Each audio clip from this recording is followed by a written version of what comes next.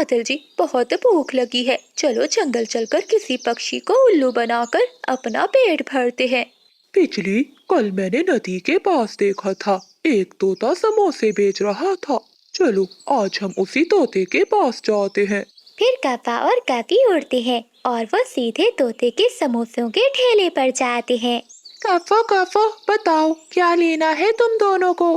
तोते भैया, पहले तुम इस बुलबुल को समोसे दे दो। तोते भैया, मुझे 5 समोसे मीठी और तीखी चटनी के साथ दे दो। जैसे ही बुलबुल समोसे लेकर जाती है तो बिजली कपी इधर उधर देखकर बोलती है। तोते भैया, बहुत बुरा हुआ, हमारे साथ बहुत बुरा हुआ। हम पति पत्नी दूसरे जंगल से लौट रहे थे कि एक उल्लू ने हमें रास्ते में रोककर हमारा सारा सामान लूट लिया। ये तो बहुत बुरा किया किसी ने आपके साथ।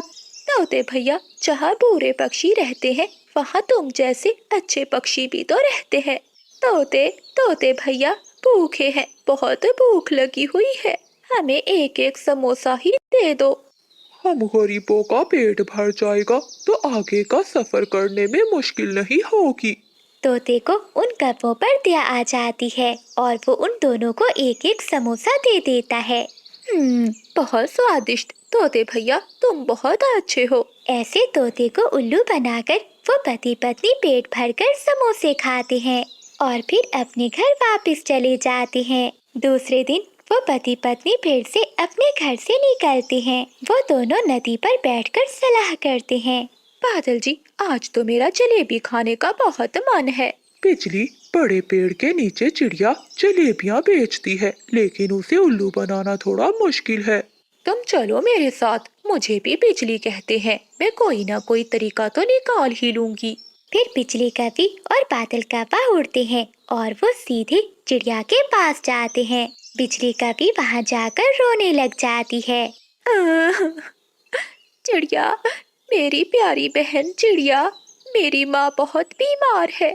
डॉक्टर ने बताया है अगर शाम तक मेरी माँ को जलेबियाँ ना खिलाई तो मेरी माँ मर जाएगी। बचा लो चिड़िया बहन, मेरी पत्नी की माँ को बचा लो। तो दिक्कत किस बात की है? आप मुझसे जलेबियाँ ले जाएं। मेरा तो काम ही यही जलेबियाँ बेचना है। चिड़िया, मेरी प्यारी बहन चिड़िया, एक दिक्कत है, हमारे पास पैसे नहीं है। रास्ते में आते हुए पहाड़ों के पास एक उल्लू ने हमें लूट लिया है। अच्छा, तो ऐसी बात है, आप ये जलेबियाँ ले जाएं और अपनी माँ को जाकर बचाएं। अगर मेरी जलेबियाँ खाने से किसी की जान बच जाए तो मुझे बहुत खुशी होगी। मेरी माँ भी ये जलेबियाँ खाकर बहुत खुश होगी। फिर वो पति पत्नी जलेबियाँ लेकर वहाँ से चले जाती हैं। पीछे ही तोता वहाँ आता है। कौवों को जाता हुआ देखकर तोता चिड़िया से पूछता है। चिड़िया बहन, ये यहाँ क्या करने आए थे?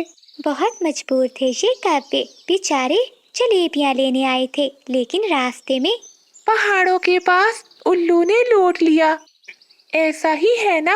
हाँ हाँ तोते भैया, ऐसा ही है, लेकिन आपको कैसे पता चला?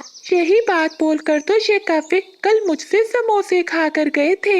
इसका मतलब ये कौवे फ्रॉड हैं, वो मुझे भी चूना लगा गए। बादल जी, जब मैंने उस चिड़िया से कहा कि अगर मेरी माँ को जलेबियाँ नहीं मिलेंगी तो वो मर जाएगी, वो बेचारी चिड़िया तो सच में रोने लगी। हो, बिजली, मुझे तो हंसी आ रही थी। बादल जी, अब तो हर दिन नए पक्षी को उल्लू बनाकर अपना पेट भरेंगे।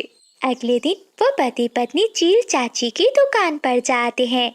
चील जंगल में आम का जूस बनाया करती थी। कौवे और कौवी, क्या जूस पीने आए हो? चील चाची, इस जंगल के पक्षी बहुत अच्छे हैं, हम दोनों विदेश के जंगल से आए हैं।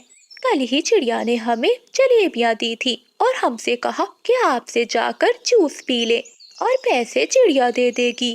अगर पैसे चिड़िया देगी तो ठीक है, लो तुम दोनों जूस पियो। तभी पीछे से मानो चिड़िया और चीकू तोता भी आ जाते हैं।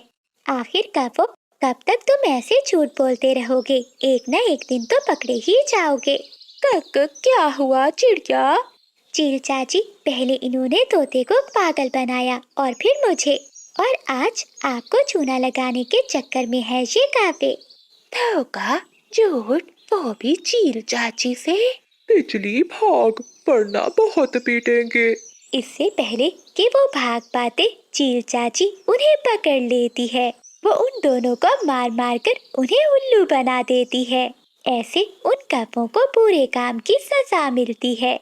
प्यारे दोस्तों, इस कहानी को लाइक अपने दोस्तों के साथ शेयर करना मत भूलिएगा। आपका धन्यवाद।